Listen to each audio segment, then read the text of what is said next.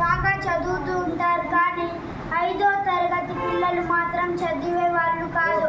మధ్యాహ్నం అన్నానికి వదిలినప్పుడు వాళ్ళు త్వరగా తినేసి ఆడుకుంటూ ఉండేవారు. అలానే గురువు చెప్పిన పనిని కూడా చేసేవాళ్ళు కాదు.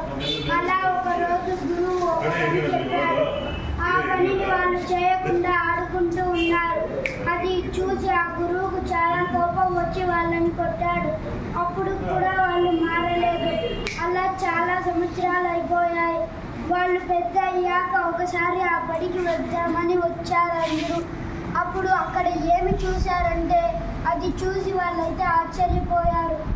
అది ఏమిటి అంటే, వాళ్ళు చదువుతున్న తరగతుల్లో వాళ్ళు చదువుతున్నప్పుడు వాళ్ళందరూ చాలా కింద కూర్చునేవాళ్ళు, కానీ ఇప్పుడు డెస్కులు వచ్చేస్తున్నాయి.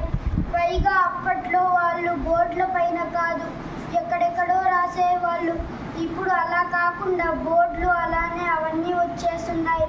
అలా ఒకరోజు వాళ్ళు అక్కడికి వచ్చారు. అక్కడ వాళ్ళకు చెప్పించిన గురువే అక్కడ ఉన్నారు. అప్పుడు వాళ్ళందరూ వెళ్ళి గురువు దగ్గరకు వెళ్ళి క్షమాపణ అడిగారు. దాంతో గురువు చాలా సంతోషపడారు.